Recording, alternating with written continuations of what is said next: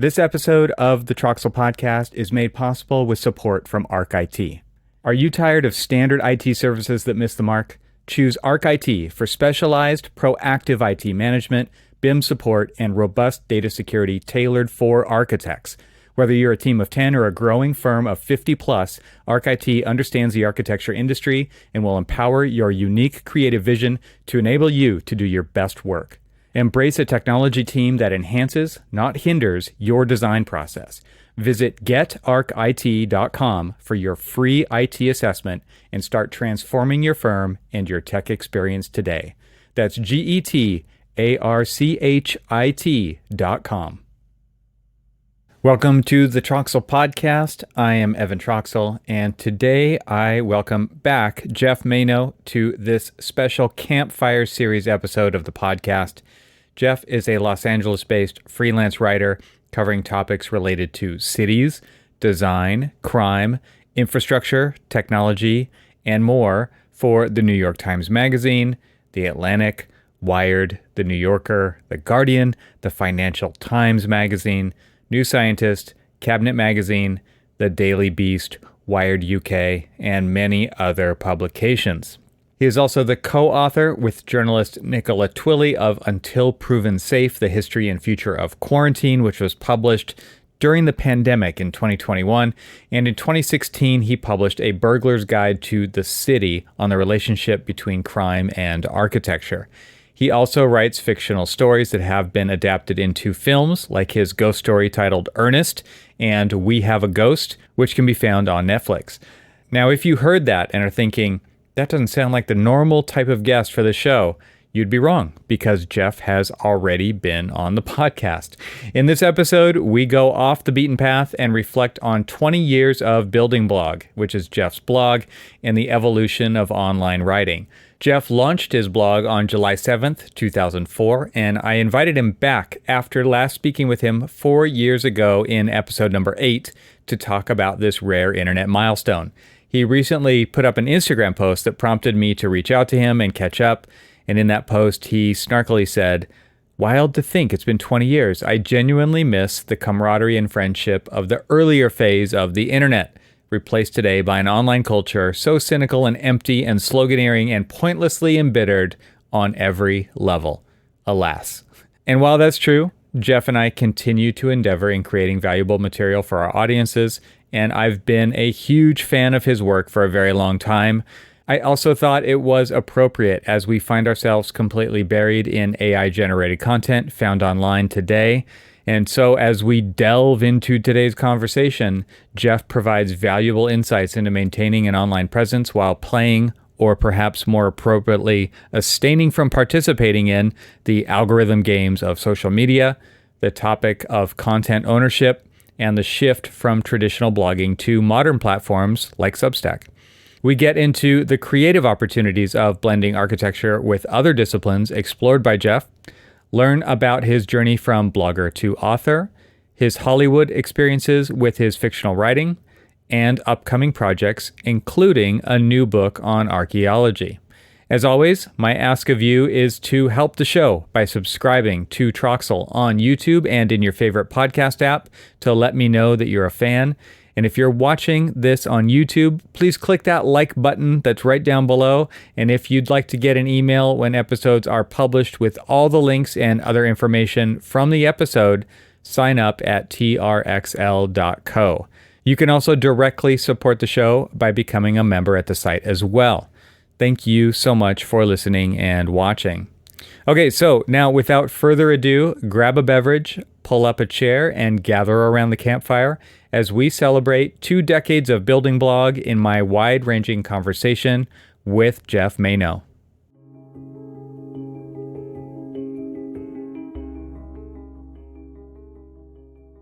Geoff, welcome back. It's been 4 years, almost to the day, since you were on the podcast. You were a very early guest, so this is a little bit of a reunion, but it's an even bigger reunion of your blog turning 20 years old, which, okay, so I'm thinking about blogs in terms of timelines, and this is kind of geologic time for a blog. And Sure. You're super into geology and architecture and all these things too, so maybe that's fitting. What do you think? Well, yeah, I mean, it's funny to think of my online writing as geologically aged, but yeah, in today's climate, that seems accurate. Yeah, 20 years is an extremely long time for a blog, especially because I mean, blogs as such now are, been replaced by newsletters and TikTok and even just longer posts on social media like Twitter and or Blue Sky even for that matter. But Yeah, so yeah, it's funny to look back and realize that it was 20 years ago this month that I first put anything up on the website. And that's the fact right. that you and I So spoke nearly 4 years ago is also pretty and amazing. I think I've also been blogging for about that time, but not in one place. Like I've always been like searching for, so there was Posterous and there was Tumblr and there was the .mac blog and there was Blogger, and I've been on all those. And then I eventually kind of settled into where I was recently at Squarespace for a long time, and now I'm on Ghost. But I like moving this stuff around is not easy for one. Yeah. How have you found the whole like, because ultimately you have a catalog of posts, you have books worth of posts, right? And it's like to have like the kotkey.orgs out there where it is a 20 plus year compendium of writing and stuff where it actually is all in one place. Maybe there was some foresight there. I don't know. Did you plan ahead for longevity with this, or what were you thinking? I mean, I don't necessarily know how much I was thinking about genuine longevity, but I did think that the organizational pleasure of having all of my writing in one spot, and that you would know where to find it, and that it was a single URL that you could visit, and I would just have basically an online portfolio of writing that I could direct people to, was definitely a conscious decision. There were aspects of articles that I've written that to this day, even though I'm way less prolific on Building Blog than I used to be. But where I still kind of want to take old articles and just put them on Building Blog, just simply to literally have them all in one spot, to republish them there. But yeah, I think it's great actually to have one's writing in one place. There are a lot of people who I know who, similar to the description that you just gave of your own trajectory, they've got writing all over the internet at different websites, and some are defunct, sort of groups that don't exist anymore, or longer posts that they don't necessarily link to on sites like Archinect or that kind of thing. But yeah, having everything in one spot is great. The migration, I did actually change it at one point. I started Building Blog on Blogger, which was pretty at the time was great because it was free and I didn't feel any obligation whatsoever to post, because it wasn't I had no money and tied up in the venture. But around 2015, I think it was, I switched to WordPress. And the migration, my friend Jim Webb, who's a web guy in Washington, D.C., was a huge help with that. But migrating, I think I've deleted a lot of posts, but I think that there were something like 1,600 posts that I had to migrate over from the old Building Blog to get to the new one on WordPress. And then, there were some issues there too, just because every once in a while I'll reuse a title. Like, for example, I used to have a series of posts called Books Received, and it was just about books that I'm reading or books that have been sent to me for reviews. But I found only after going back through my website on WordPress that WordPress, the migration tool that we used, had mixed up the books received, so that like a books received written in 2009 had been replaced by one written in 2014. And then I had to go back and figure out which ones were which, and it wasn't very fun, but that's a minor issue. When the reward is that you have a place that you can post and you can get your voice out there and participate in the larger architecture culture. So, the headaches are worth it. It's interesting to think of now with new context around ownership of your own stuff, right? So, I mean, to your point a minute ago, right? Blogging on other platforms like Medium or even on LinkedIn now, people put up longer articles. Yeah. And they're not ours, right? Even Substack to a certain, it's your Substack, but it's still on Substack, right? And there's a reason people go to those platforms if they want to monetize their writing and have it behind a paywall or have subscriptions or whatever. But for you to have your own place that it's yours, right? I think is kind of an interesting. It's a great thing to have. Like I own mine too, but the idea of having it all under your control is, I think, something of value.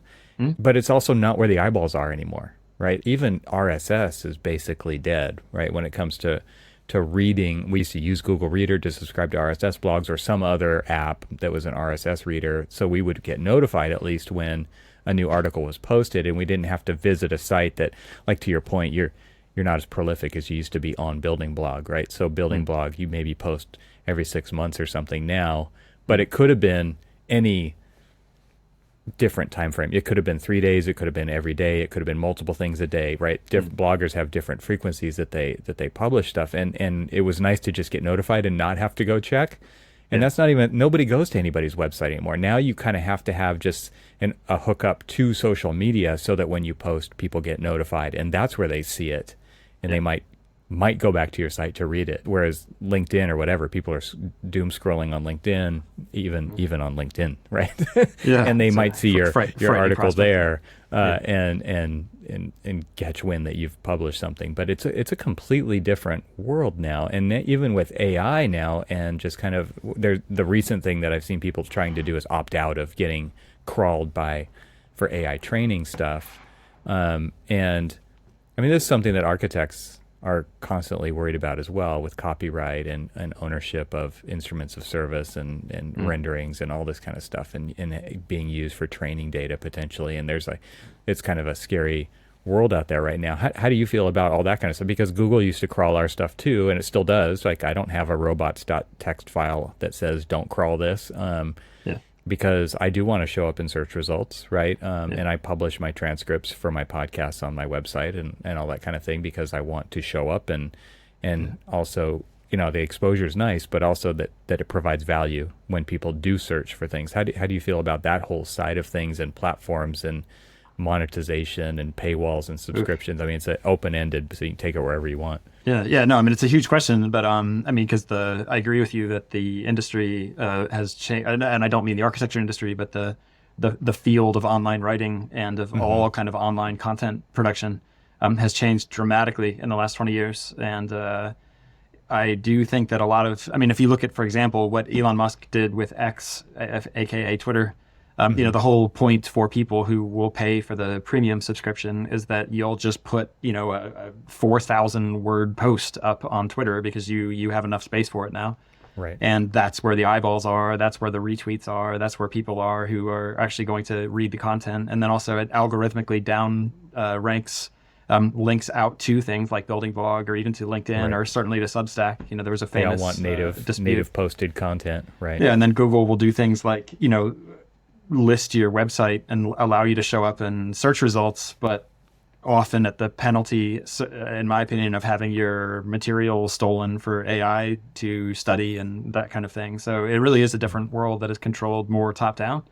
And it definitely felt way more bottom up, so to speak, back when I started, which was that, you could just start almost like a media empire using a keyboard and owning the copyright of your material, or at the very least, doing sort of copylefts, share alike sort of licenses that were more popular at the time.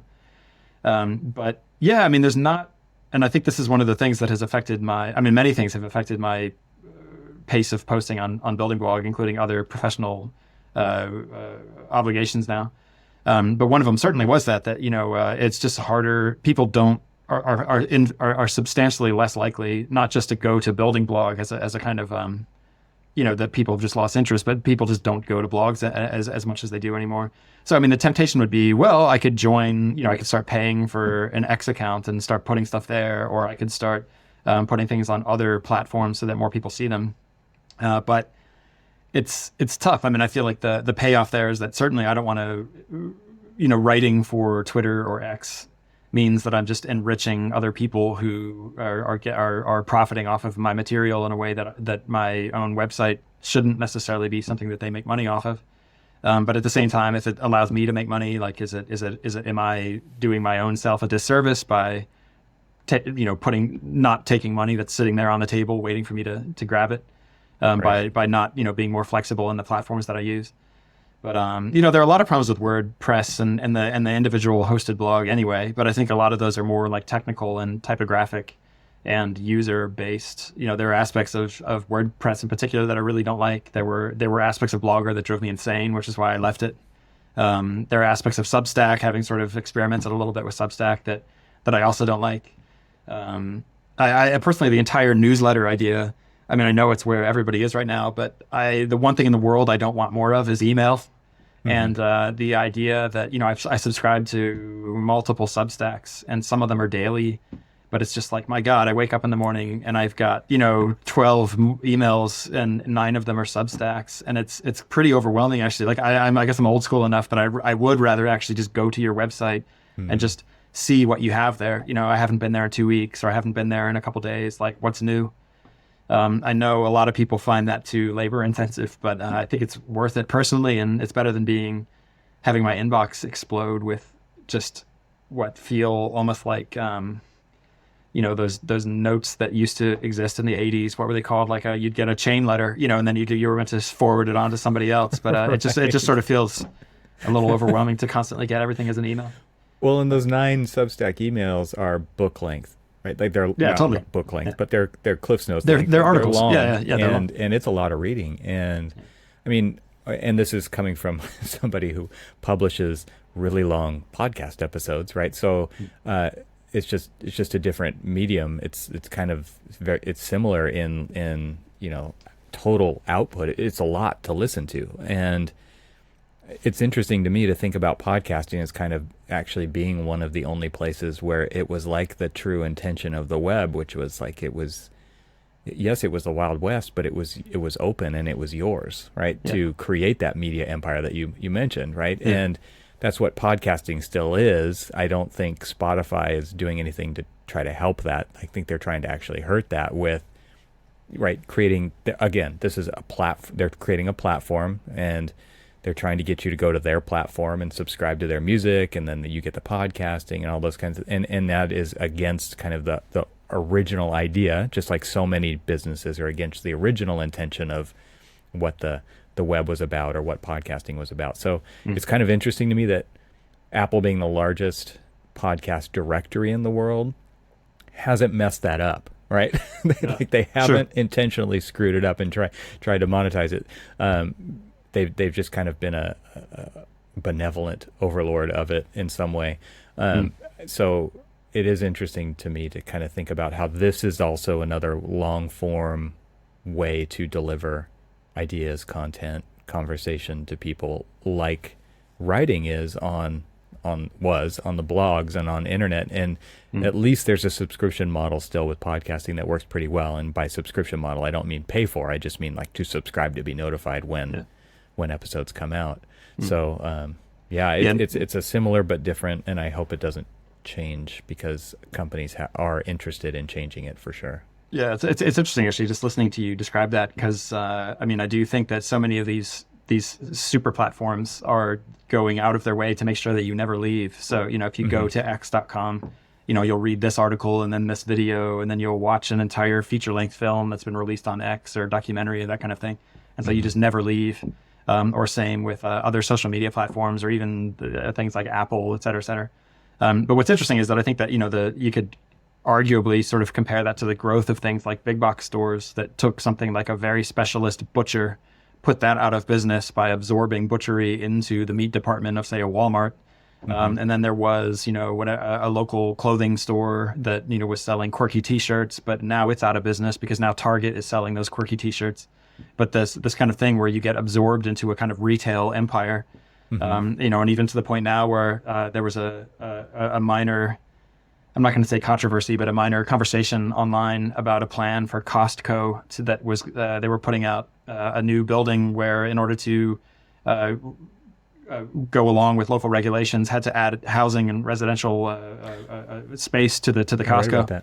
Yeah. So the idea, though, just to be cynical for a brief moment, although I'm very pro housing and pro dense, walkable urban cores, cynically though, it's like if you actually live at a Costco, or the kinds of apartments now that you can buy that are actually in shopping districts, basically inside shopping malls, it's kind of an extension of this idea that you can never leave the one place that you go into. You're now in the kind of retail superfamily, and I definitely think that that's what X is trying to do under Elon. Where just basically, like you'll have podcasts, you'll have feature films, you'll have, photography, exhibitions, like you'll have live events, everything will be on this one platform. But I do miss that other earlier internet, where you did go to the individual butcher and then this one strange bakery and then this one whatever. Because I feel like that's what it felt like in terms of going to just find individual people's voices, and this is their website. This is how they designed their website. These are the things that they linked out to. It was much more sort of personality based, and I definitely miss that aspect of things where everything feels much more shoehorned into a kind of, even like with Medium, you go to Medium and you can, everything's in the same font, everything looks the same. Right. Or Google's their automated page design thing that they put together about 10 years ago now, but where it just basically made everything look identical. So the New York Times looked exactly like a post on Building Blog, which looked exactly like somebody else's rant about something, which looked exactly like a restaurant writing about a new night that they had coming up. And so the internet became much more difficult to differentiate between types of content, types of voices, and even levels of expertise, where it was difficult to understand what you're getting into. Is this an essay, or is this an op-ed, or is this an advertisement? Right. Everything looked the same, even typographically. And so I think that also, in tandem with decreasing media literacy skills in the general public, I think has definitely led to a lot of the things that we see now, where people just do not know what to trust or who to trust or what to believe. And I don't see a way out of that problem right now. I mean, aside from perhaps completely absurd minor changes, like allowing more visual differentiation between users of major platforms like X or Medium, et cetera, et cetera. There has to be a way to make things that they don't all look like it's just internet mush and you have to read through it and decide what's true. Because I feel like that's the situation that we're in now. Yeah, it's the lowest common denominator kind of visual templatizing of everything. That Facebook did it, I think, because remember MySpace was totally customizable, and then it was like Facebook was where people were, and it was just the standard layout. You couldn't inject your own CSS code into the boxes and make the flashing headlines anymore, because I mean, at some level, like, it looked really bad on MySpace, but at the same time it was kind of yours. And so Apple's done the same thing with the phone, right? And it was they don't let you do a lot of things because it wouldn't look like a great Apple device if everybody was allowed to do whatever they wanted to it. And so there's like this weird, it's your device, but it's not. You don't get to decide what it looks like, right? It's you can see this kind of all over the place. You can also see it in automobiles, right? Everything's starting to look like a Camry, for example, right? It's like all the cars start to kind of look the same,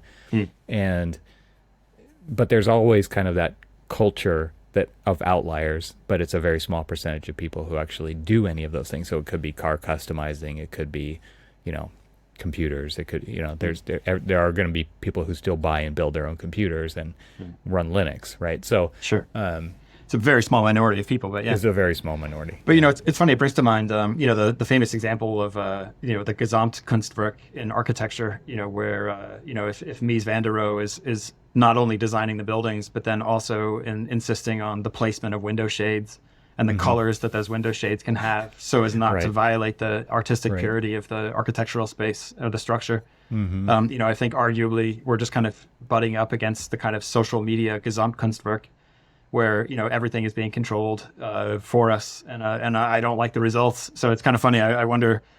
I don't want to sound like an old man yelling at a cloud, but I do wonder what would happen if I moved into a building where I couldn't change the window shade color due to the vision of the original architect.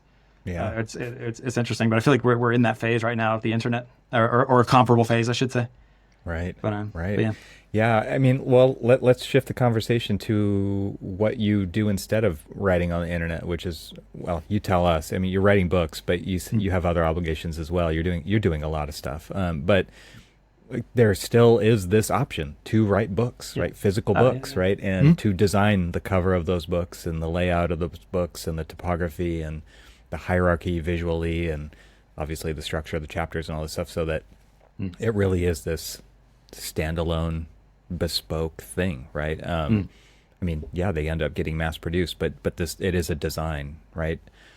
So talk about your author, like where you been, because the last time we talked, you were on the cusp of releasing a book about the pandemic that you started writing, I think in 2016, if I'm remembering correctly.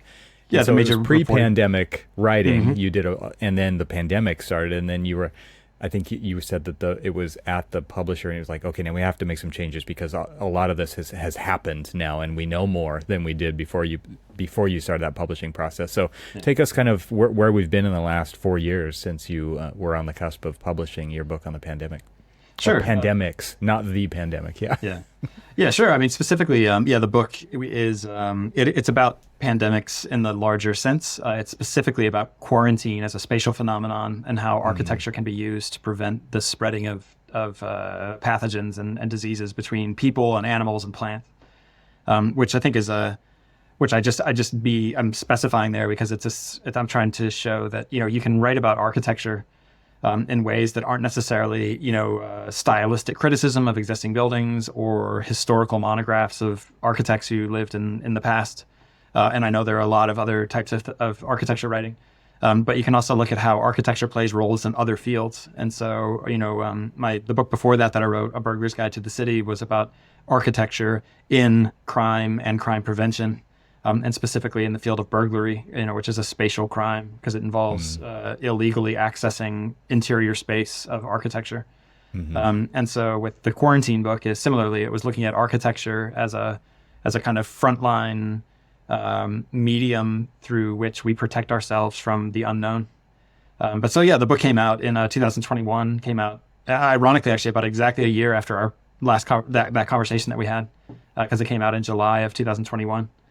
And since then, let me back up slightly. So since around the time A Burglar's Guide to the City came out in 2016, a kind of smaller secondary career of mine took off that then became my number one career, which was working in Hollywood for film and TV adaptations of things that I'd written. And so that was gradually kind of growing in the background of all of these things and led to a situation where quite a lot of articles and short stories and even A Burglar's Guide to the City, things that I'd written were getting optioned for adaptation in Hollywood. And it got to the point where I think at one point I had 12 active projects. Hollywood is a funny place, so they'll often option something and not do anything with it. Right. Or they'll take it all the way up to the finish line and then decide, oh, never mind, we're not gonna work on this project anymore. Which is sadly is what happened with The Burglar's Guide to the City TV show. It got all the way up to the final decision about what they were going to release in the fall, and we had the pilot scripts. Anyway, everything was in place, and then it got turned down. Oh. But yes, and then in 2023, a film finally did come out, a Netflix movie based on a short story of mine, and that was exciting. It was really fun. I got to go to the red carpet premiere, and it was a Netflix movie, so it was only in the cinema for literally just one night when they showed it at their own cinema that's here, a specially built place here in Los Angeles, and got to meet the stars, and I knew the director already and that kind of thing. But so that was exciting, and for me, and but so in the last 4 years I've been working still on a lot of short fiction that is now in the adaptation pipeline. I'm working on a new book now, and I'm still doing some reported nonfiction for outlets like MIT Tech Review, Wired. I just had a piece in Financial Times, things like that, looking at different aspects of architecture. Because still, at the same time that I'm diversifying maybe the audience for what I'm writing, I am still writing about architecture. In that sense that even a quarantine book is about architecture, a book about a series of heists is about architecture. Even the story that got adapted into a Netflix film was about a haunted house. So it's fundamentally has an architectural setting or an architectural structure around the idea of the story. And so I think that's going back to the conversation we were having about audience and platform. I definitely think that anybody listening to this should consider not just, it's great to have your writing in one place online, but consider writing in different formats, writing in short fiction, maybe experiment with a screenplay, do reported nonfiction rather than just an essayistic or, just sort of a blog post. Actually get in touch with people and do reporting, quote people, go on first person reporting trips to see things in person and write about them.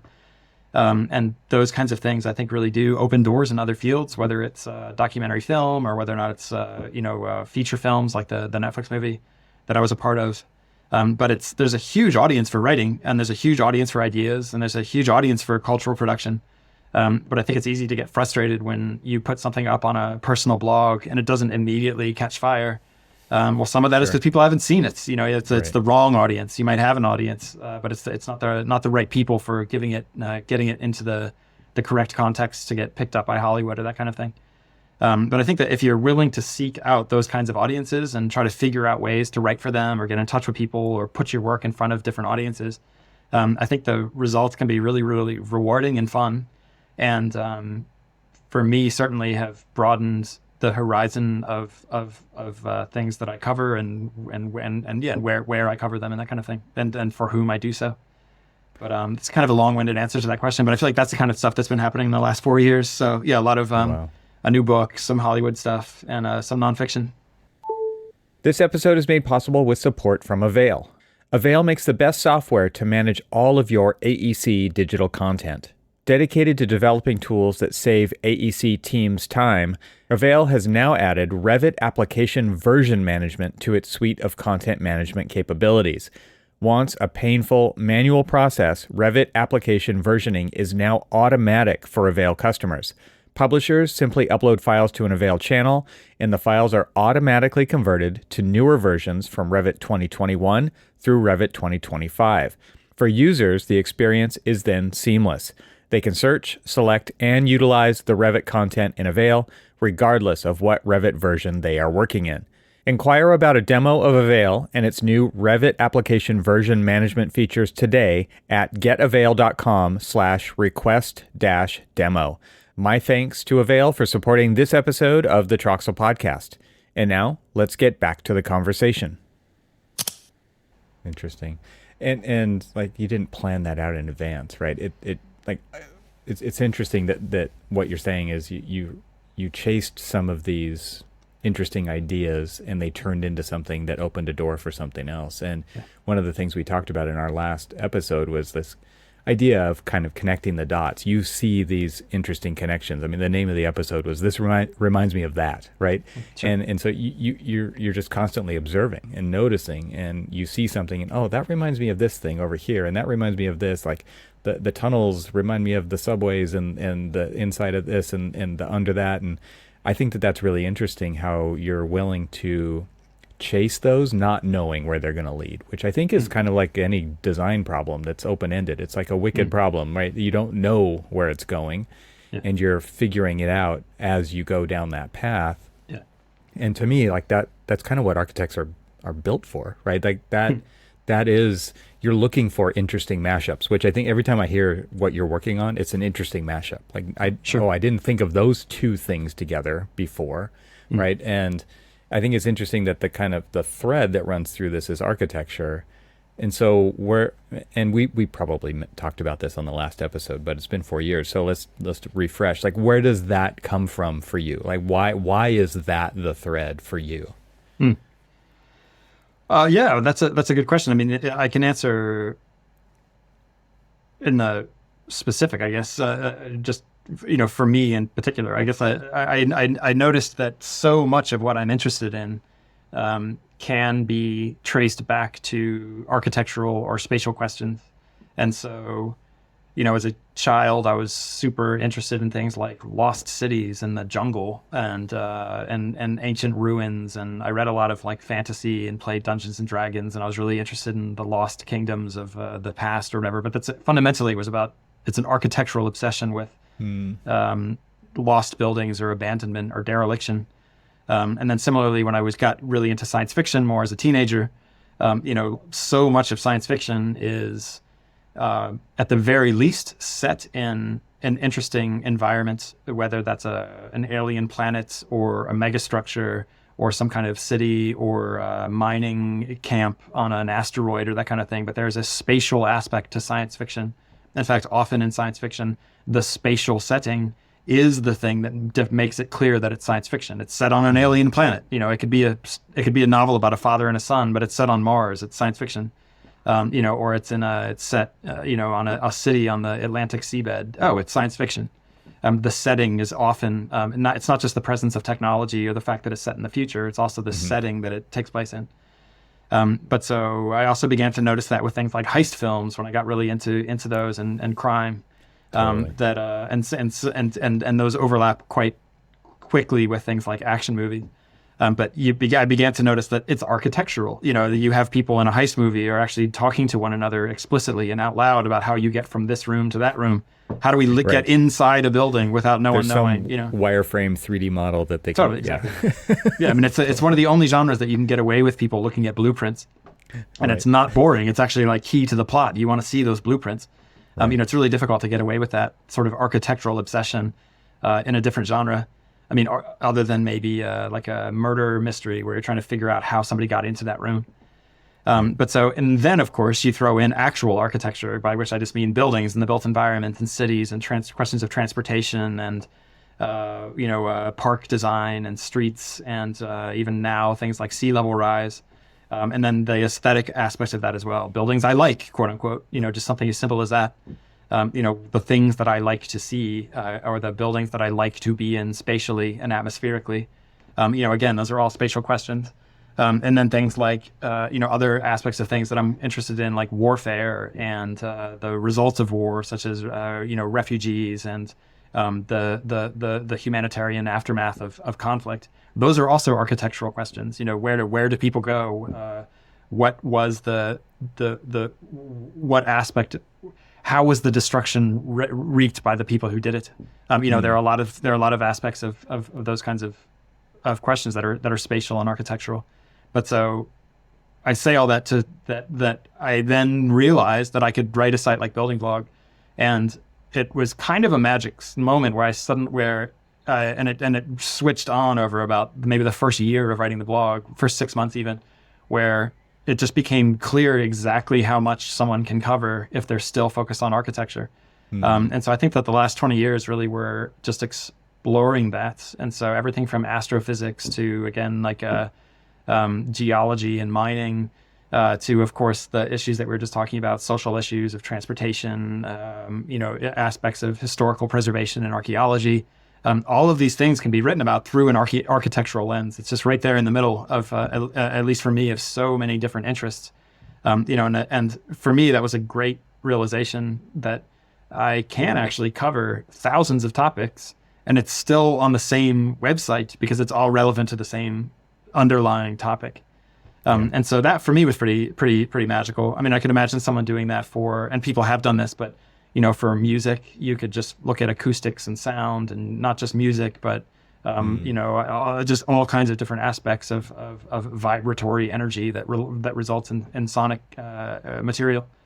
You could do that with arts and art history. You could do it with cinema. I mean, there's any number of different topics that you could take and just figure out ways of looping these other apparently irrelevant topics onto that. It's almost like an embroidery pattern. And but as far as, just to go back to your question, go chasing after something where I don't know where it will go.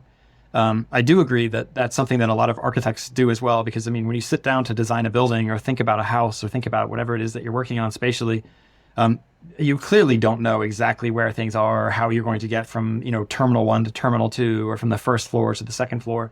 All of those things are questions that you solve as you work on the problem. And I find that for me as a writer, and I think other writers do this differently, I really enjoy not knowing where I'm going when I sit down and I start writing about something. And, this reminds me of that. The that's that I just mentioned is often not even front of mind when I started writing about it. It's just that 2 or 3 paragraphs in, I'll remember something or realize, oh yeah, this. Right. And, the older I get, the more I feel like writing for me is kind of the way that you see people, they play Sudoku, or they do other cognitive games in order to try to keep themselves young or keep themselves fresh. Sure. But for me, that's writing. Writing is my way of keeping cognitive connections open, of discovering new ones, of kind of keeping the brain flexible. And I think that can happen in architectural design, certainly. But I definitely think that that's one of the reasons why writing for me is such an exciting practice. It's just a way to consolidate memories and build connections between things and try to remain cognitively attuned to the world in a way that, knock on wood, I can stave off dementia for a few more decades. But it's a good way to keep the brain flexible. And so I think that that's a very long-winded answer to that question. But those are some of the things that were so appealing about BLDGBLOG when I started it, and remain appealing about architecture and writing today in terms of how one can organize one's own interests into something that can be communicated to others. You and I are very alike when as far I would call you a man of many interests. You have a lot of different interests, and I am like that as well. And I encourage that on my other podcast, ArchiSpeak, to architecture students or people working in architecture. Is like, get away from the desk, get away from the computer, take those vacation days, go do things that you normally like. Don't do staycations, right? Go travel, see things, because it makes you a more interesting person, number one, to have experiences like those, but also those experiences lead back into your projects. Right? Those are things that feed, and you never know when that's going to happen. You never know how it's going to happen. You don't even know why it's going to happen, but it's going to happen. And that, I think, is what makes architecture interesting, because every project is pretty much a team sport, and everybody's bringing that to the team, and you don't know what that is, because every project is an assemblage of a different team typically, right? So unless it's a small office, especially in big offices, teams disperse and they come back together in a different form on every single project, maybe even on different phases of a project.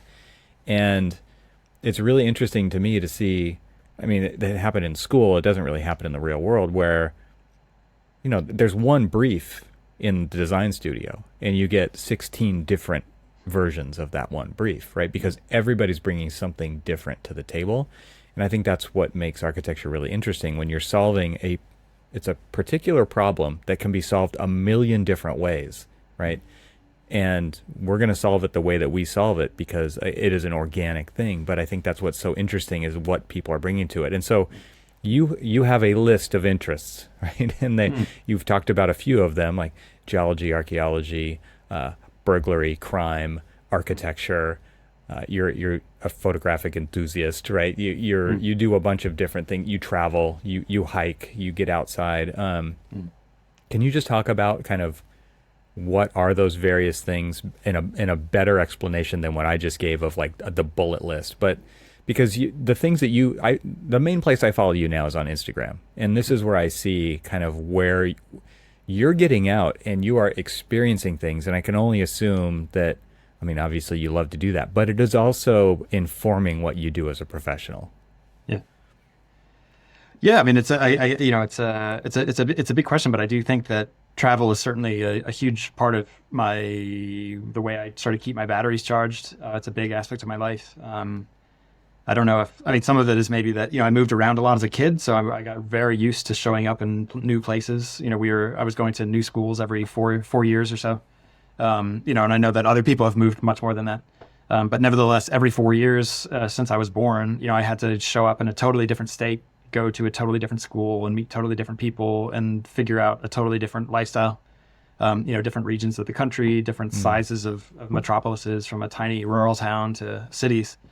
And so I think I've always enjoyed that, showing up in places and meeting people and seeing new things.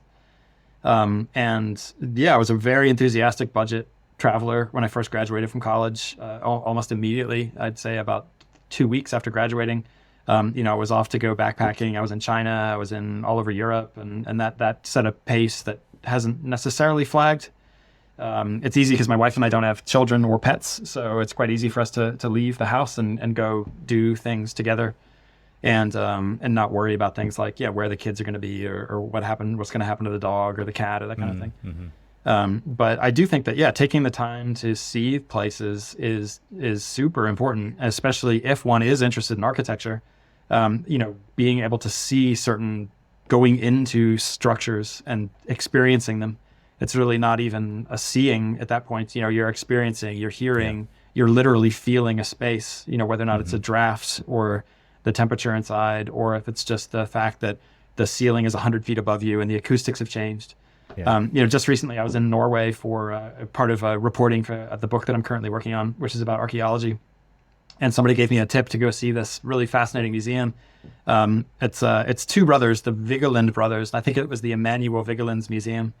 The other Vigeland is the brother who designed a sculpture park that is this incredibly weird park in Oslo. Yeah, it's super strange. Incredible. It's kind of homoerotic, but also sort of Yeah. a celebration of family and human virility. It's very, very strange.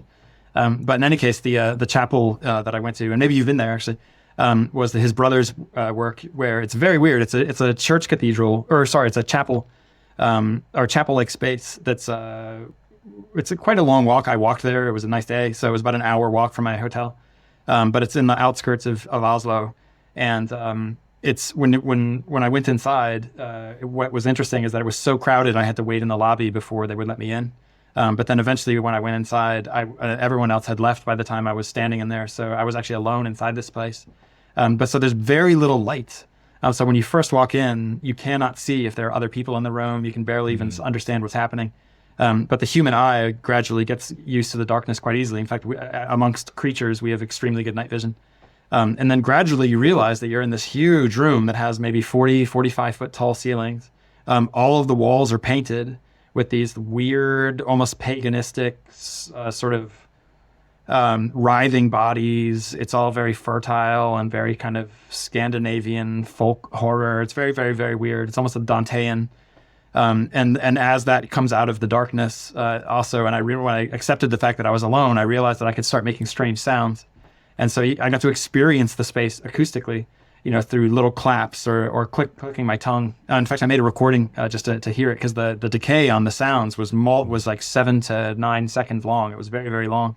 Wow. And I mentioned that as an example because, you can look at pictures of an interesting chapel outside Oslo, and you can say, wow, that looks really cool. Or you can go to it and you can stand inside of it and you can feel the air and you can listen to the sounds and really kind of, and even just adjusting your eyesight within a space and seeing more detail emerge as your eyes get used to things is a pretty incredible spatial experience. And to be able to do that with other types of buildings, I had a bucket list trip in, I think it was 2019, where I got to go to Cappadocia, which is part of Turkey, where for hundreds and hundreds of years, the Hittites had dug huge underground cities into very soft rock that after it's exposed to air hardens. And so you have these massive labyrinths of underground cities that you can explore. And my wife and I went and just were inside these places for just hours and hours at a time. And then when you go out into the greater landscape, you find hundreds, literally, of abandoned Christian chapels, 99.9% of which have been defaced since they were constructed. But the frescoes are still in there. So you find from one side, it looks like a hill. And from the other side, it's like a broken open geode, which is a hollow rock with crystals in it. But it's a broken open hillside that has an old Christian chapel, with fading frescoes. And then you realize, looking out over the landscape, that you're surrounded by dozens and maybe even hundreds of churches that are just hidden inside hills. Wow. It's an amazing experience. And so, and let alone going to major tourist sites, like going to the Colosseum in Rome, or going to Angkor Wat in Cambodia, or seeing the Great Wall of China, or other large architectural undertakings. But so travel isn't cheap. But on the other hand, you can. When I was fresh out of college, it was quite easy to get student deals. I still have some of my old student IDs that you could get international student identity cards, and get really good discounts on things. Travel hacks. Yeah, totally. And I think that's a hugely valuable aspect of things. And then you mentioned hiking. I do think that I know that not everyone is a big hiker, and everyone has different levels of physical ability to do these sorts of things. But to those who are physically able to hike, I do think that it's an incredibly invigorating and exciting way to experience the landscape, to actually be out there. Outdoors, if you go to places like Zion National Park in Utah, or Canyonlands, the architectural forms that are revealed, some might use the word architectonic instead of architectural, which implies human design. But the architectonic forms that are revealed over long term of erosion and uplift and earthquakes and landslides and just like general rainfall over millions of years, you end up with these absolutely beautiful sort of hulking geometric forms that you can walk around, and you can experience the shadows and listen to the wildlife. And it's a really architectural experience. It's a spatial way to engage with landscape. It's a way to bodily invest oneself in the world. And I think all of those experiences are very important. Having said that, other things are also quite important. Like, I think as an architect, or rather for architects, I also just recommend looking outside of the architecture building, not just by going to the Grand Canyon, but literally look at things that are happening in different departments, look in different fields if you're not in school anymore. You might find something quite fascinating if you go to an astronomy conference, or if you go watch a movie about something you didn't realize you were interested in. I often find with a lot of architects who are very pressed for time, as you know, architecture is a notoriously overworked field, that there's a feeling of not urgency, but of lack of time. And so, if you're going to go see a movie, I know many architects who feel like, well, then it should be as architecturally relevant as possible. Or if I'm going to read a novel, it should be a novel that is as architecturally relevant as possible, because I don't have a lot of time to read a murder mystery, or I don't have time to go see this kind of thing. But I find very often, not always, but a very, very high track record of success in going to places outside of the field of architecture and finding something where you're like, oh, wow, I hadn't thought of that from a spatial point of view, or the fact that what they're talking about has to be designed by somebody. Even just an example is in the quarantine book, we went to an agricultural disease research center that was under construction. And, you might think to yourself, what does agricultural disease research have to do with architecture? But we actually got into this conversation with this guy who's designed the building about things that I had just never thought about, like extremely advanced HVAC systems that allow negative pressure disease research labs to maintain negative pressure, so the air is always pumping out of the room. Or no, excuse me, I take that back. The room, it's the other way around. The air is always pumping into the room to keep the pathogen isolated. But it was a building designed to survive being hit by a Category 5 or a Level 5 tornado. And so the idea is that when you have even extreme barometric changes in the atmosphere outside, the internal barometric systems of the building will maintain their own pressure. And the way in which that was maintained and the technical expertise that requires. My point is that is an architectural phenomenon, and it's a technical question. And you wouldn't know that if you didn't necessarily follow, disease research, or for that matter, looking to tornado-proof, cities and structures in the Midwest. But I just think looking outside the box generally makes you realize how little is inside the box. And I think that's a really important lesson, in my opinion, for life in general. Don't assume that your life inside the box is everything, because it's not. Yeah. Yeah, you really strike me as kind of an explorer or adventurer for sure. And the idea, like some of the pictures that you've posted of your travels in southern Utah through the national parks. Like my wife and I got married in Zion. And that's one of the reasons we chose that space, right? And I've done slot canyons there, and we hiked the Narrows for our wedding party, right? Like that was what we did instead of, doing it at a golf course, right? So, But because it is so architectural, and the national parks of Utah are absolutely incredible, spectacular. It's just like they are kind of edifices, right? But they're just natural, and like hiking out to Delicate Arch in Arches National Park, right? It's you go on a journey to experience this thing, and you wait for sunset, and you walk back under the full moon, and it's absolutely incredible to have those kinds of experiences. Yeah. And they do inform the work that we do. I mean, you can't not have it inform the work that you do. And I think it makes for some really interesting ideas to come out of. Who knows where they come out of, right? It's like you can't even explain it. But there's some really interesting work that you've posted on your Instagram where you've kind of done deep dives into geologic illustration, right? And I remember following those really closely because you're kind of unearthing from these catalogs that are out there, right? People have done these really intricate cross-sectional drawings through the earth, and you're relating it back to kind of a spatial nature. Like I think we talked about this in the last episode, right? It's like it's not just the ground that we stand on, right? It's like there's a lot going on under the surface spatially with plate tectonics and with stratification and the bending of all that, and just it's an ever evolving thing as well. It's not static, it's dynamic. And I think to me, maybe you could just explain kind of what that study was that you did, because I'll throw some images here into the video portion of this for those who are interested in seeing what I'm talking about. But the things that you were surfacing, I thought they're really beautiful, scientific, right? They were done for research, but they're amazing drawings. And I think that's what's interesting about the work that you're doing, Geoff, because I mean, you're a writer, but you're also very visual in the presentation of the work that you're doing. And I can see kind of where you're drawing that inspiration from, because you're kind of doing this deep dive into case studies, or again, just kind of chasing a trail down and not knowing where it's going to go, and you're finding some really incredible stuff. Yeah, the geology stuff was or is just delightful to look at, and I think that some of that goes back to one of those sort of if this then that sort of realizations, which was that, you know, if architects are looking at space through visual techniques like section, and if geologists are doing something similar when they're going to see, say, a road, what's known as a road cut. So when you know, someone built a road through a hillside, you then see what was inside the hillside.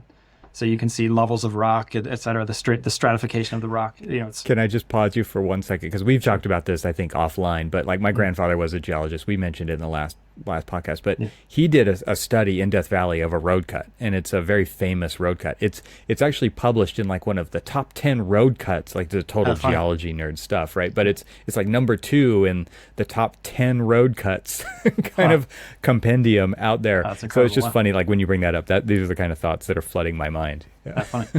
Well, that right there would be, you know, the top 10 road cuts. That would be a fun architectural project for someone to take it upon themselves to go visit those, you know, go see the top 10 road cuts. There's one I really like that's just north of the city here in Los Angeles.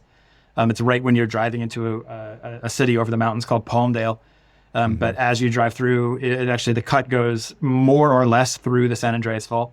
You are a little bit off the fault, but it's still a spectacular way to see the kind of like compressed waves of rock that have been jostled and deformed over millions of years by tectonic movement along the San Andreas. But I would definitely say that if that isn't in that list of top 10 road cuts, it should be. But yeah, so I think the realization that geologists are visualizing internal layers of the earth in a way that architects are doing for the internal layers of a building was a really exciting thought process, and led to at one point I was teaching a class at Columbia GSAP that was looking at the San Andreas Fault as a setting, where the idea was for students to design a San Andreas Fault National Park. And it was also there too where I challenged some of my students to develop representational techniques that could be applied to architecture and the earth, so that you could see, you know, what was beneath your feet, but also what was inside a building. And then so when I started looking into these USGS, the United States Geological Survey, these documents and reports that are all uploaded and free. It's one of the reasons why I'm a patriotic taxpayer, because I feel like, you know, we have incredible government services, and I'm a fan of those. But so the USGS has this amazing archive of free geological research that's published, and the ways in which the geologists and the geological illustrators that they worked with figured out how to represent complex landscapes are incredible. And I think that if you could show those or adapt those to an architectural setting, there are things like one of my favorite techniques is called a fence diagram, which is basically you're taking a section not just through one hill or one part of the landscape, you're taking a section behind it and then a section behind it, but then you're also taking sections perpendicular to those. So it's you like end a up grid. Yeah, it's a grid of sections, right? Totally. It's exactly. Really interesting. And so, you know, you could imagine a fence diagram, a grid of sections cut through Boston, or, you know, or cut through London, you know, cut through wherever you might want, cut through Cappadocia, the place in Turkey I just mentioned. You know, the things that would be revealed by that would be absolutely incredible. And then also isometric diagrams of mines, maps of mine tunnels, you know, that the USGS has produced, where you'll often have, you know, one layer of the tunnel in one color, one layer of the mine in one color, and then below that, you're looking at a plan of the mine. Below that will be a different color, which will be mine level 2, and below that is a different color, and you end up with these things that almost like you know, sort of you know, abstract art meets a kind of mandala, and you know, just and then as you know from working in architecture, you know, mentally unpeeling what layer goes where and how they're connected, you know, goes back to the sort of the cognition stuff we were talking about earlier. It's a great way to just sort of keep cognitively flexible, because you understand what you're looking at visually. And I mean, these you're tools decoding then, it. right? Yeah, You're exactly. Yeah, decoding. you're interpreting And it. it's like using AutoCAD where different layers were just represented with different colors or Yeah, different sure. elements where you had 7 colors or 8 colors that you would boil everything down to, but you knew exactly what you were looking at just based on the color that the line was, right? Yeah. And I think that those kinds of things are beautiful to look at, scientifically communicative, and inspiring in terms of architectural thinking or architectural representation. And so I still have unbelievable quantities of those geological materials. So I should continue uploading them. You should. But the amount of stuff on the USGS website is unbelievable. And then not only just those kind of 3D mappings, but even just or 3D diagrams, but 2-dimensional maps that have been drawn that show the sort of weird fractal geometric forms that exist beneath our cities.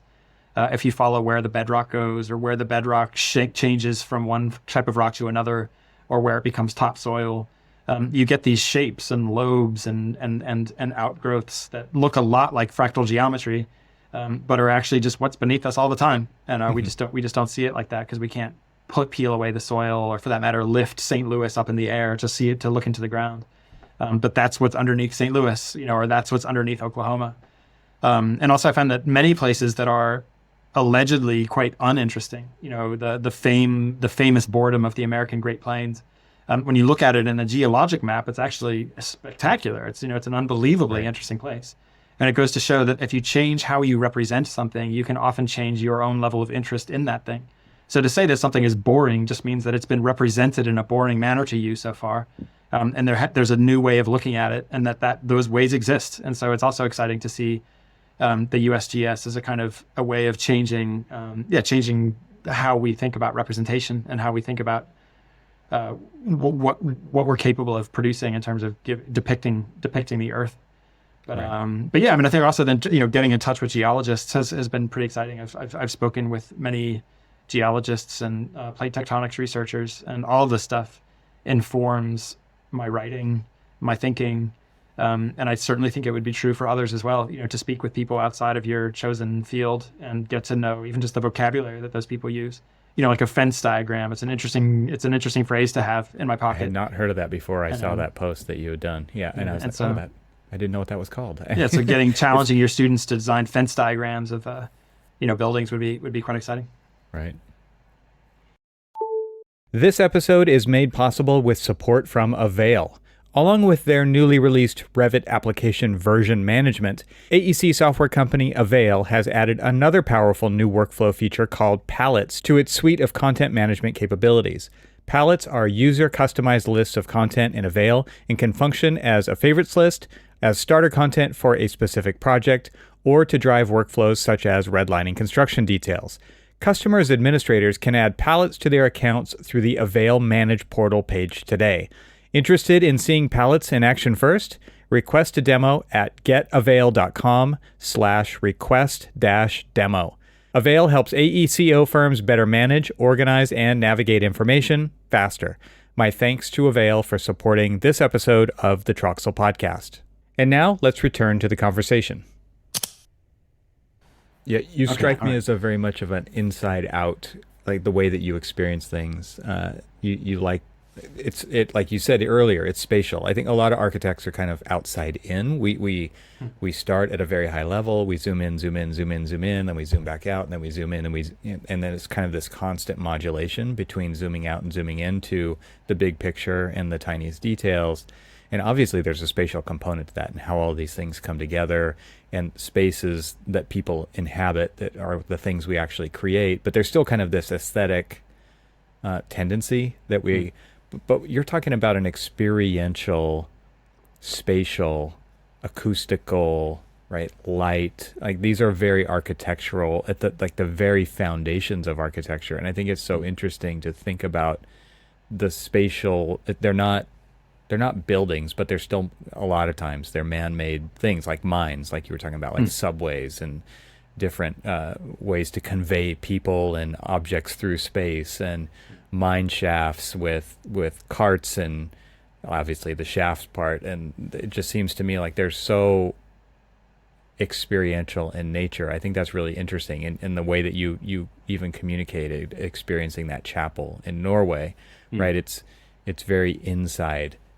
first, outside maybe second. I don't know. But the idea of that experience, I think, is really the nugget of this part of the conversation, because you don't get that looking at images, right? You talked about that earlier. You can't just flip through Pinterest or Google, or as it used to be, magazines and books, where in school we would do case studies. It was never the same as going to the place and experiencing it for yourself, and maybe even doing that multiple times. A recent example for me with this was, I had seen images and I had heard other people talk about the African American Museum on the National Mall, right, in Washington, D.C. And that's not the full name of it, but the full name of it is very long, and I don't remember it exactly. So I'll put it in the show notes. But what an experiential museum to visit. I don't know if you've been there or not, but it's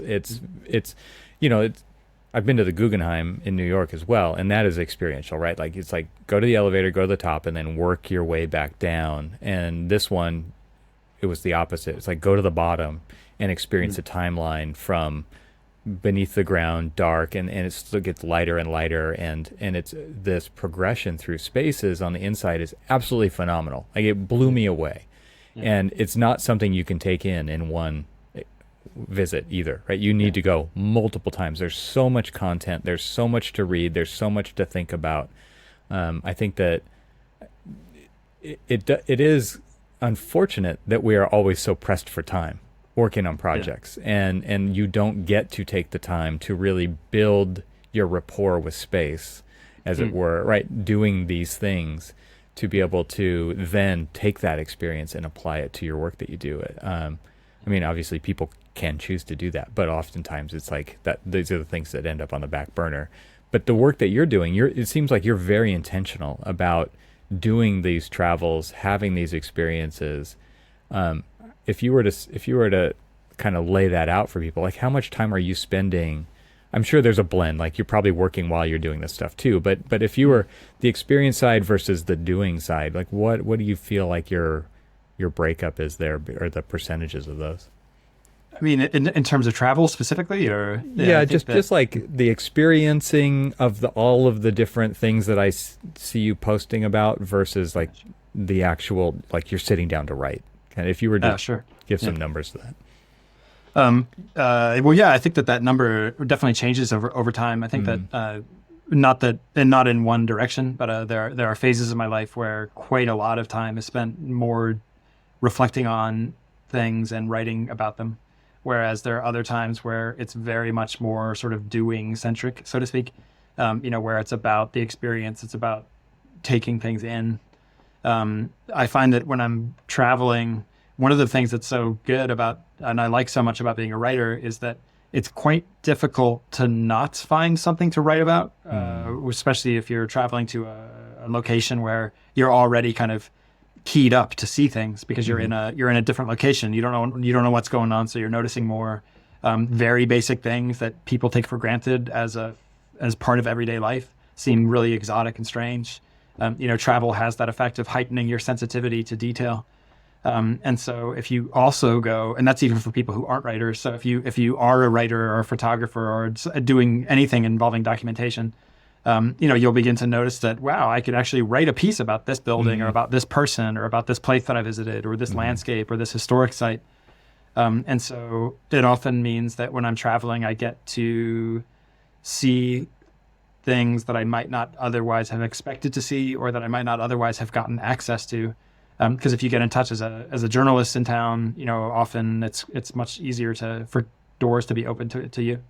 And so that's one aspect of this that I like so much. So there's a friend and colleague of mine who I admire, who started an entire organization called the Infrastructure Observatory, because I can't remember this place he was trying to get into, but I want to say it might have been a data center.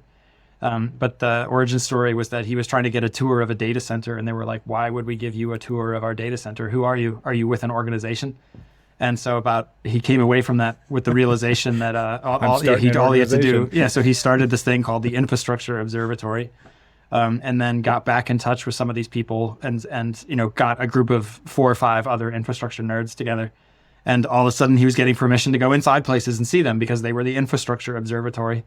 So I think that, having a reason to see stuff is definitely good for getting access to those places, beyond just showing up as a tourist, and taking pictures and realizing that how cool it would be if you could see that, but you can't get in because you didn't call ahead or that kind of thing. But yeah, I think it's definitely, with travel too. I mean, I do find that it's not all time off, so I will often have days where I'll be in a great city or I'll be in a really interesting landscape or place, but I have to spend hours in the hotel room working on, either a piece of writing that's due or preparing myself for what I just said, like a tour or an interview that's coming up later that day. And so, it's not always, it feels a little silly, like you spent all this money to go to halfway around the world and you're sitting in your hotel room for 5 hours. But that's the trade-off, is that you have to get the work done and actually do this stuff. And so it's a mix of, business and pleasure, I guess you could say. But speaking of the African American Museum, though, I mean, one of the things that blew me away spatially, specifically and only in terms of spatial, is just how much larger it is inside than it appears to be from the outside. It's astonishing, actually, because even I've been back to DC several times since I was in there. And every time I drive past or walk past, it's always amazing to me because it does not look like a large museum. But it's an absolute cavern. It's enormous. So it's a nice. That alone is a nice architectural trick. I knew you would like it because of the underground nature of that. Well, any basements. It's big underground. It's bigger than the footprint that is above ground, from what I can tell. I haven't studied any drawings, but that's my sense of it. It's kind of like the Griffith Observatory, right? It's like you go into the planetarium, you go down below, and you're underneath the front plaza. It's kind of similar to that. Yeah. It's very cool. There was something I was going to ask you about there. I'm trying to remember what it was.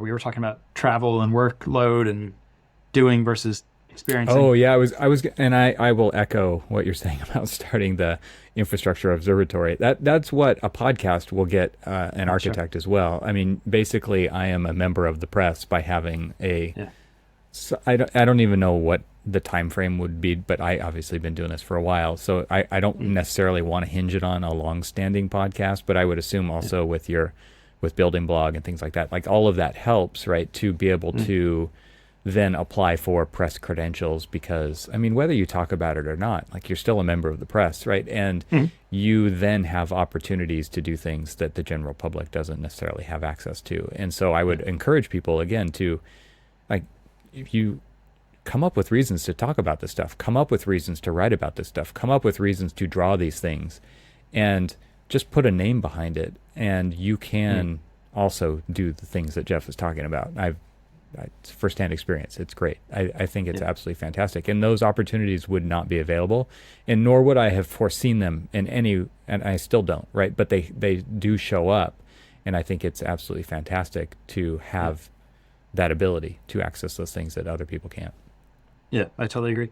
Yeah, I think that, we live in a time where other people might be more inclined to take the influencer route, so to speak, where, you hear such nightmarish stories where somebody, as an influencer, I'm an influencer, I'm going to depict your hotel room. So can I get a free week in this hotel? Or, I'm going to upload a picture of my dinner to Instagram. So can I get 50% off the bill? Being an influencer purely to just get free crap from places, I think is definitely not the right way to go. Right. But I think that, having something like a podcast or a blog or a newsletter, or even if you're just a journalist for someone else's platform, you can still get access to places that you wouldn't normally get into. I mean, I clearly don't recommend that you take advantage of that and, put people out of time by pretending that you're going to cover something that you're not going to. Yeah. But I do find that, it's an extremely useful and great way to learn more about places. And also I find people are very generous. I think that we live in a funny time, but I do feel like people they do want to share their experience in their life and their everyday environment and the things that they do for work. And I often find that, when I'm working on an article in particular, people who do such interesting work that I can't believe that they're not inundated with requests to speak to the press, or like they're practically like superheroes in my mind, but they're people working on random scientific problems, or people working in architecture offices, or archaeologists doing something with technology. like in my opinion, they're celebrities, and I can't believe they even will take the time to reply to me over an email. But then I meet them and we talk, and you realize that not a lot of other journalists have reached out to that person, you know, or not a lot of other people have actually expressed interest.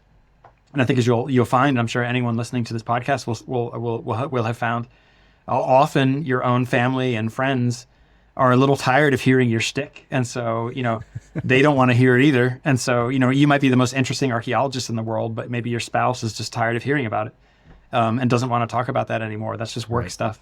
Right. So when a journalist or a blogger or a podcaster shows up and wants to actually learn about and cover these things, I think that it's actually pretty refreshing and exciting for many people, and just kind of adds to a feeling of human camaraderie that is lacking when you're sitting at a terminal all day, you know, just you know, in a dark room, you know, where you're not interacting with people, and you've got headphones on and you're staring at a monitor. You know, I think it's easy to lose a sense of human companionship and the idea that, you know, there are other people out there that are excited to know you and talk to you, and to have you around. I think that's just a really refreshing thing to be reminded, especially after the last 4 weird years of COVID and post-COVID.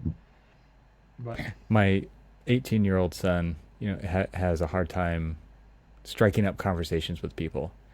And it's because of the way that he approaches it. It's like, what can I tell them about me? And I said, oh, yeah, sure. Don't do that. I said, ask about them. Like, your job is to learn as much as you can about. There's something interesting and unique and mind-blowing about every single person out there, and you have no idea what it is. Your job should be to try to figure out what that is about every single person you meet. Because I guarantee you, like, it's something that will blow you away. Like, you just have no idea what people have under the surface. Yeah. It's funny too, because I don't mean to give a more cynical reason for that, but it's also easier.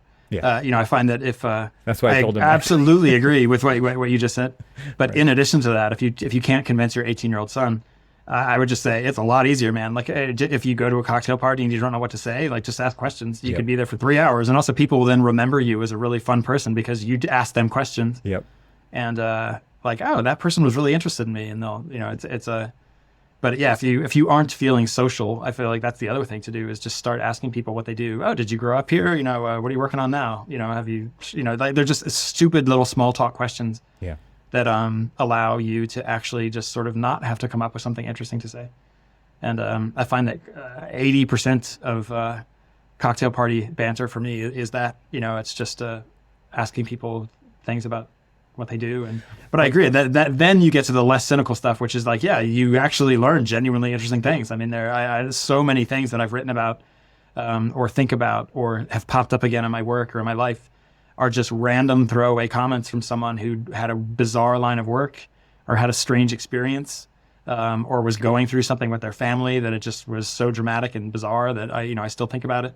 And then that's where the non-cynical value of talking to people is. It's just fascinating to realize what other people are going through. And especially when you realize too, that like if you're going through a bad spot and then you realize that other people are too, or that they've gone through that and they've come out of it, it's also just a way to remind yourself that you're not alone and you're in the difficulties of life, because there are many of them. And it's easy to get that feeling that somehow you've been singled out for like suffering or badness, but it's just not true. You know, life is a very difficult, constantly aggressive, sort of threatening environment to be in. And it can be reassuring to know that other people experience that too, but that's a different conversation. So I'll just leave it at that. I'll give an example of this wild phenomena, right? And this just happened like 2 days ago. I met a guy down the street at a outdoor food place, and I'd follow him on YouTube, and I was like, hey, I recognize you. He's like, oh, cool. Nice to meet you. You know, I'll follow you back. And that was it. It was just like this. So then I started looking through his videos on Instagram, and I see him doing a 50-mile trail run with another guy that I'm familiar with, an acquaintance of. And so I then see that guy that he's running with. And I was like, oh, I saw you in a video with this ADU guy. And I was like, so you're a endurance runner. He's like, I had no idea that he's an endurance runner. Well, it turns out that he ran the Pacific Crest Trail in 51 days straight. Oh, good Lord. Record holder. Like, this guy is a better than Olympian quality runner. And I had no clue. And I found this out. And then now I'm doing the research, right? I'm like, look, I look it up. It's on the fastest known time website. They're producing a documentary about it. And he ran the Pacific Crest Trail from the border of Mexico in the U.S. to the border of Canada in the U.S. in 51 days straight, no rest days, 50 to 60 plus miles per day of running. Fully supported just by his wife and kids in an RV, right? So some days he's off on the trail in a bivvy, just, in a very small pack, but this guy just goes and goes and goes and goes. And I had no idea, right? And how would have, I was like, hi, I'm Evan. Hi, I'm Timothy. Oh, you're a runner? I'm not a runner. I don't care about running at all, right? but I asked him about his running, and it led to this. Just he blew my mind with what he's capable of, and I thought that was such and I know I get to tell it to you on this podcast. I just thought it was so interesting that like all of the conversation led here. But anyways, really interesting. So Geoff, it's incredible. Yeah, it is. So tell us what's next for you. We'll start to wrap up the conversation here. But what are you mentioned you're working on another book. Obviously you're doing other things too, but give us an idea of where you're headed in the near future. I guess I'd say in the near future, I still have a couple active Hollywood projects. So fingers crossed, knock on wood, do whatever it takes to get these. One's a TV show and one is a feature film. But they're still plugging away, and I'm optimistic. But they're based on 2 short stories of mine, so it's based on fiction. And then just again in the near future, then I'm working on this archaeology book, which has been absolutely a blast in terms of reporting. For me specifically, archaeology was when people ask you what you thought you were going to be when you were 7, or 9 or 8 or whatever the question might be. For me, it was an archaeologist. I was just totally fascinated, by abandoned cities and ruins and temples and artifacts. Everything about it just blew me away. So for me, it's also just exciting to be covering a topic that I'm excited about. But it's also architectural, so it's specifically looking at different ways of representing the past of and buildings that are no longer standing, but they are still present to be used the right instruments. And so I just got back from a long trip in April where I was hanging out with geophysicists who have designed experimental electrical devices that can see through the floors of cathedrals. Wow. There were some people that are working on an autonomous ground vehicle that can find Viking settlements. Wow. Buried Viking settlements. And that's on top of some research I was doing for the same project a couple of years ago, where I met a guy who wants to basically start a kind of European space agency, but that's looking down instead of up. So it'll be a terrestrially focused, archaeologically informed subsurface agency. So I'm putting all that together into one book, and I still have some travel and some telephone interviews in some cases just to clarify some details. But I've just seen some devices and machines in person that blow me away. I've met amazingly interesting people who, again, in my opinion, are celebrities. And I met them, and they were like, "Oh, yeah, no one's asked us, there are not a lot of journalists who are interested in what they're doing." But so I'll be working on that for the next probably year and a half, and some more short fiction that I hope is coming out soon. And then, of course, like personal travel that I don't think will be too interesting to the listeners of your podcast, but trying to stay busy and succeeding at least at remaining busy. And we'll see. I don't know if I'm succeeding at success, but we'll see how that goes. So, from the outward looking in, it looks like you're having a great time, and that to me looks like success. I have to imagine that you're a fan of Atlas Obscura.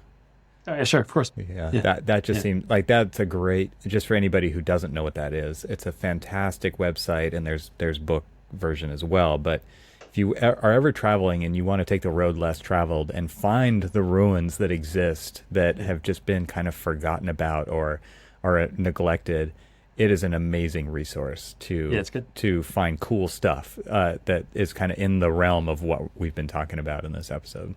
Yeah.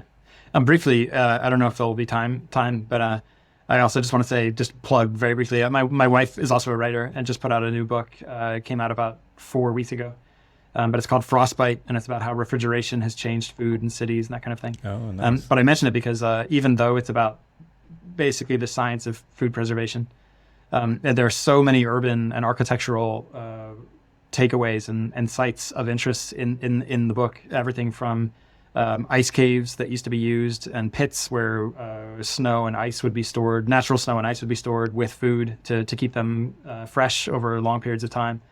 To the point where actually one archaeologist has a theory that one of the reasons why there are so many myths of little people living around the British Isles, hobbit-like creatures and folkloristic creatures, is actually because ice caves, used to be, carved into a hill with a tiny door that was just enough to reach in and take snow and ice and put some food in. And so you'd have little hills all over the British Isles with tiny doors in them. They sort of looked like Middle Earth. Right. But we got access to places again that, just to continue this theme, that blew me away. Like there are caves and mines all over the Midwest, especially in Missouri, that have been turned into gigantic food storage facilities. Oh wow! And so like the nation's frozen pizza is basically inside mines and outside St. Louis. Seriously? And these places are huge. So we drove around for not hours, but for 20 to 25 minutes, just driving around in a Tacoma. With these huge pillars holding up the Earth's surface above us. Underground. And then just underground. And then 5 to 6 floors of shelving holding craft cheese and ice cream and all basically the nation's food supply, is being held inside these huge artificial caves and mines in the American Midwest. But so I could go on for great detail, but it's a great book and it's exciting, and it's also evidence that even something like refrigeration is going to have architectural implications, and you can still come back to that spatial question, and that architectural question, really does underlie almost everything. And that's just one major takeaway I would say to anyone listening. I will definitely be checking that out. And if you could just say her name and the name of the book one more time, and I will include it in the show notes so people could just click. But sure, it's called Frostbite, and it's by Nicola Twilley. Nice. I can text it to you as well. Okay, sounds good. I will put links to Building Blog on there and your Instagram. Is there anywhere else where people can follow along with what you're working on?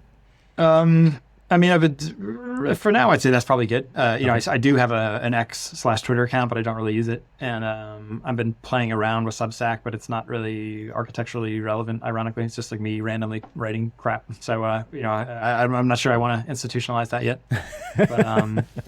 But I'd say, Building Blog and Instagram, I think are good places to go. Fantastic. Well, Geoff, thanks so much. This was great catching up with you. I know we went all over the place with this conversation, but I think it was well warranted. This was so many fun, interesting things to talk about here. I couldn't not do it. So, and congrats on 20 years of Building Blog. That's an incredible milestone. And if you could post a little more often than every 6 months, I'll just put in a vote, because I love the content that you put on. The latest article that you posted right around the 20-year anniversary is absolutely fascinating. Like, it's just, and we don't need to spoil it. I would love it if people would actually go to your website and read this article and see the incredible imagery that goes along with it. It's really fascinating stuff. And so if you're interested in the conversation that we've had today, you will definitely find Geoff's articles just as interesting. So thanks so much for hanging out today. Thanks for having me back. Thanks to our sponsors, and thanks to our members this week. Find out how you can become a member at trxl.co, and I'll talk to you again next week.